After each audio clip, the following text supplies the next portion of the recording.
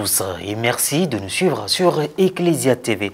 Au sommaire de ce point d'information, l'Assemblée générale ordinaire des Amis du Très Saint Sacrement, une activité qui ouvre l'année pastorale 2024-2025, s'est tenue le samedi 9 novembre à l'auditorium de la cathédrale Saint-Paul d'Abidjan-Plateau. Une mobilisation réussie vu le nombre de participants. Le point dans un instant. La veillée de prière dénommée Nuit de 1000 Ave a eu lieu le vendredi 25 octobre à la cathédrale Sainte-Thérèse de l'Enfant Jésus de Bouaké. Une rencontre de prière initiée par le renouveau charismatique catholique. Les Amis du Très Saint Sacrement ont organisé leur assemblée générale ordinaire le samedi 9 novembre à l'auditorium de la cathédrale Saint-Paul d'Abidjan-Plateau. Cette rencontre des membres de ce groupe de prière, d'adoration, de louange, de glorification du Seigneur par la réparation de tous les manquements infligés au cœur sacré de Jésus s'inscrivait dans le cadre du lancement des activités de la nouvelle année pastorale. Un compte rendu de Morel Poti. L'auditorium de la cathédrale Saint-Paul d'Abidjan-Plateau a abrité le samedi 9 novembre 2024 la session de rentrée pastorale des Amis du Très Saint Sacrement ATSS. Les Amis du Très Saint Sacrement, mouvement qui est au cœur de l'Église, qui est le Christ lui-même, son corps, son sang, qui est Jésus-Christ, ne peut que prôner cette paix. Et nous disons que le Christ est le prince de la paix. Notre message pour cette nouvelle année, c'est de demander à chaque ami du Très Saint Sacrement d'être moteur et intendant de la paix. Une rencontre spirituelle placée sous le thème ATSS, engagé et responsable pour la promotion d'une Côte d'Ivoire apaisée et réconciliée. La première étape de ces retrouvailles a été marquée par une assemblée générale ordinaire qui a mis en exergue le bilan moral et financier suivi de la présentation des travaux en commission. Fier de travailler avec des membres venus de tous horizons, la responsable nationale de l'ATSS, Mme Olga Kouassi, a fait un état du bilan moral et donné les nouvelles orientations de l'année 2024-2025. Tout au long de cette année 2024-2025, nous allons proposer des activités qui vont nous conduire à être des exemples, des témoins véritables de notre Seigneur Jésus et qu'à l'image de ce que nous aurons présenté en tant qu'amis du Très Saint Sacrement, notre environnement, nos différents milieux de vie soient impactés par un brin de paix que nous pourrons communiquer à l'ensemble des Ivoiriens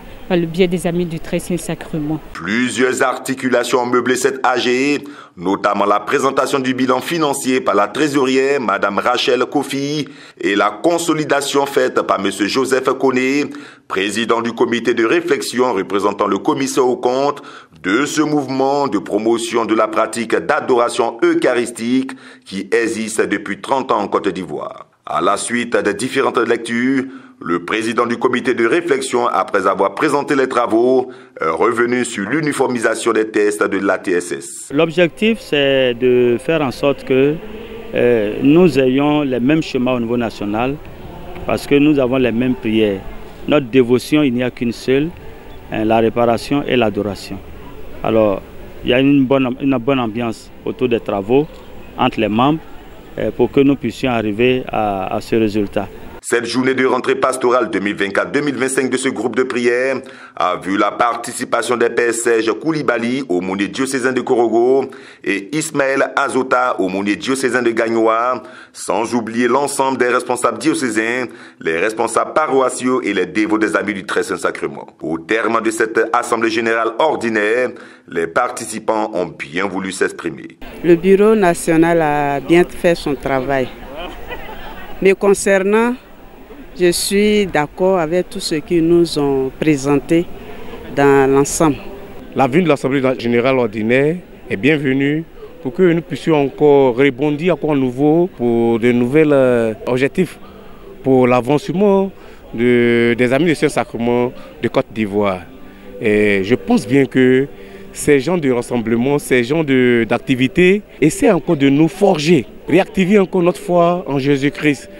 À la sortie de cette assemblée générale, je voudrais me réjouir en Dieu. Parce que pour moi, le bilan est positif. Il ne faut pas tout voir en termes de finances, il y a eu des activités majeures qui sont de nouvelles activités qui ont peut-être agi sur le bilan financier, mais d'un point de vue spirituel, c'est une grande avancée. Il s'agit notamment des visites qui ont été effectuées par le bureau national à l'intérieur du pays. Un temps d'échange a permis aux uns et aux autres d'être au même niveau d'information, de lever toute équivoque et de mieux appréhender cette nouvelle année pastorale. Octobre, mois du rosaire, les dévots du renouveau charismatique catholique de la cathédrale Sainte-Thérèse de l'Enfant Jésus de Bouaké ont organisé une veillée de prière dénommée Nuit de Mille Ave le vendredi 25 octobre dernier. Une occasion pour les fidèles de porter leur intention de prière à la Sainte Mère de Dieu. Reportage Firmin Suini, correspondant local, commentaire Guy Roche-Yao.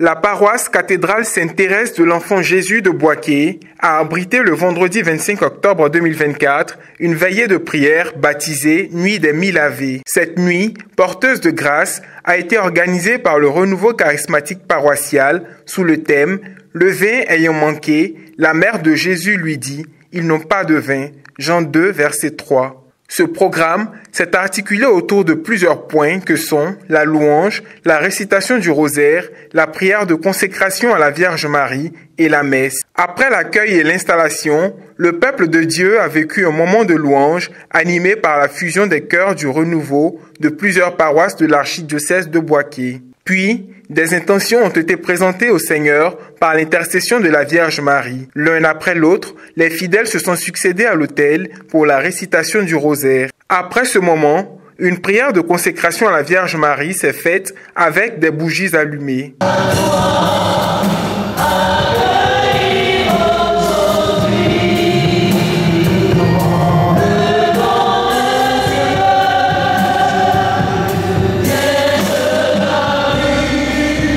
Soulignons que ce moment de prière s'est achevé par la célébration d'une messe officiée par le père Alain-Pierre Yao, curé de la cathédrale.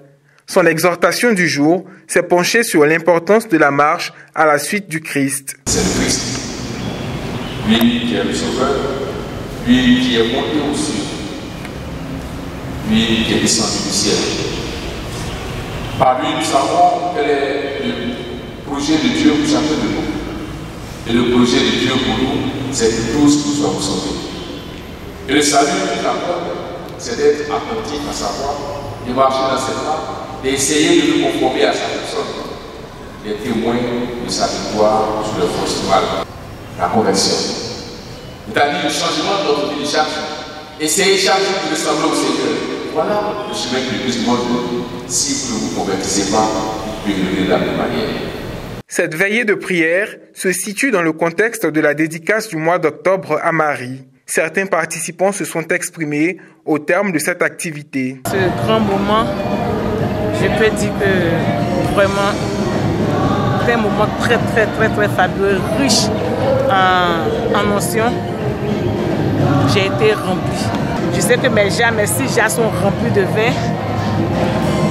Et il y a une mission que je sais que je dois le faire, aller vers d'autres personnes pour leur montrer, pour leur dire que la Vierge Marie est réelle. Alors le thème qui porte sur ils n'ont pas de vin, ce que nous devons retenir, c'est d'abord la place de Marie dans l'économie du salut. Comment Marie et pourquoi Marie est importante dans notre marche à la suite du Seigneur. Nous avons donc donné à nos frères, chacune de nos personnes ici, de comprendre la nécessité et la place de Marie dans notre marche à la suite du Seigneur. L'Église elle-même nous enseigne comment imiter Marie, comment marcher dans les pas du Seigneur, mais à partir de Marie. Monsieur Arnaud Pold, berger du renouveau charismatique paroissial, nous donne plus de détails sur le choix de ce thème. Alors, si Marie a intercédé pour des convives, aujourd'hui, nous reconnaissons enfants de Marie, Marie continue encore de prier pour nous, elle priera pour nous, elle intercédera pour nous auprès de son Fils Jésus-Christ pour que nous soyons vraiment heureux, nous puissions avoir la joie dans tout ce que nous vivons dans notre vie en tant que chrétiens. Fin de cette édition. Merci de nous avoir suivis. Bonne semaine sur Ecclesia TV.